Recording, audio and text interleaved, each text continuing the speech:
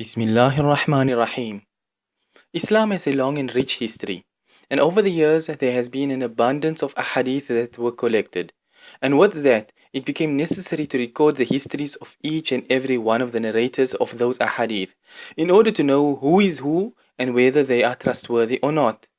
And thus the hadith science known as al-jarh wa ta'adil was created.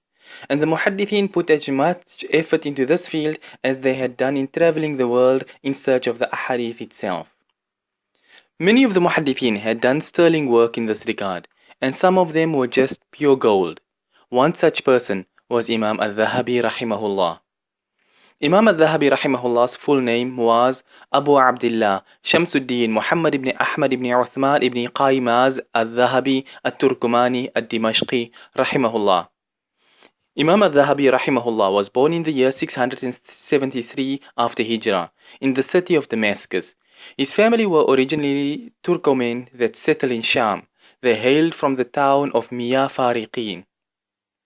The family of Imam Adh-Dhahabi Rahimahullah were pious and had a great love for the deen. That is why they sent their son to study at a young age. This title of Adh-Dhahabi comes from the father of Imam Adh-Dhahabi, who used to be a very skilled and sought after goldsmith.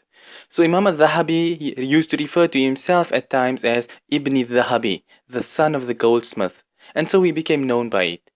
Today there has been countless goldsmiths, but when we speak of Adh-Dhahabi, then everyone else falls to the wayside and only this famous Imam remains. An additional reason that this name stuck is because Imam Adh-Dhahabi Rahimahullah was a master in knowing the histories of every narrator to be found in the ahadith, and his proficiency in sifting through who's reliable and who's not to see which chains of narration are authentic was similar to the skill his father had in working gold to purify it and remove all dirt from it. So he was the son of a goldsmith, and he was like a goldsmith himself, just with the chains of narration being his gold. Imam Adh-Dhahabi Rahimahullah was one of the Shafi'i ulama. He studied under the famous Imam Ibn Taymiyyah Rahimahullah, and because he was a little older, he was also a teacher to Imam Ibn Kathir, who was a fellow student of Imam Ibn Taymiyyah Rahimahumullah. So from a young age, Imam Adh-Dhahabi started learning the Quran, and he memorized it entirely while he was still a child. Immediately thereafter, he began studying the 7 qira'at of the Quran and the other Quranic sciences. Imam Adh-Dhahabi Rahimahullah studied this under a number of Qurra until he had such proficiency that his teacher, Imam Muhammad Ad-Dumyati Rahimahullah, placed him in charge of teaching in his place after he became ill. Out of all of the students that Imam Ad-Dumyati Rahimahullah had, he chose this 18-year-old youngster to teach in his place. This shows how excellent Imam Adh-Dhahabi Rahimahullah was in his knowledge of the Quran and the Quranic sciences. After reaching this high level of knowledge of the Quran, Imam Adh-Dhahabi Rahimahullah moved on to study the deen further, and this drew him to travel the world studying the ahadith and the various other sciences of deen.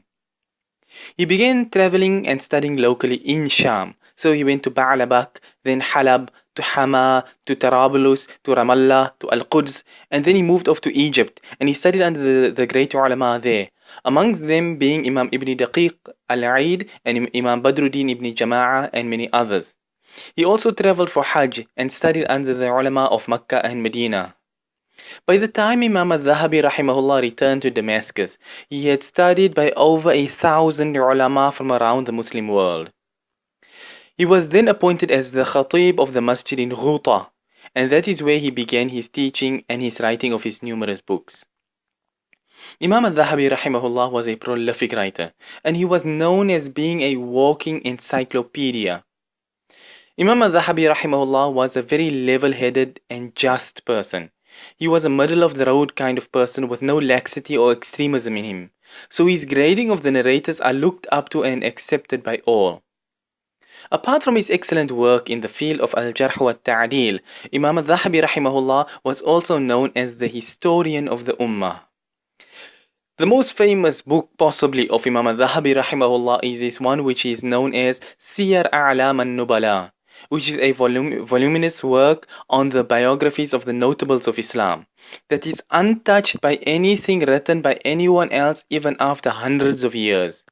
In this book, A person can find the seerah of Rasulullah sallallahu alaihi wasallam, then the biographies of the Sahaba radiyallahu anhum, the Khulafa, the Imam, the Fuqaha, the Muhaddithin, the Usuliyin, the historians, the kings, the linguists, and every other person of note.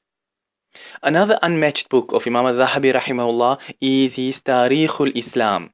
This is a massive work which covers the history of the first 700 years of Islam, from the time of Rasulullah sallallahu alaihi wasallam up until the time of Imam Adh-Dhahabi rahimahullah himself, when he wrote this book in the early 700s after Hijrah.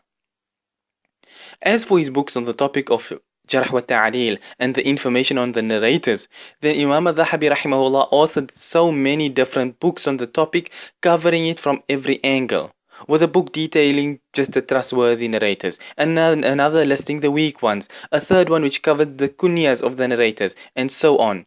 And these books in total make up a third of all of the books authored by Imam Adh-Dhahabi rahimahullah, and he authored over 200 books.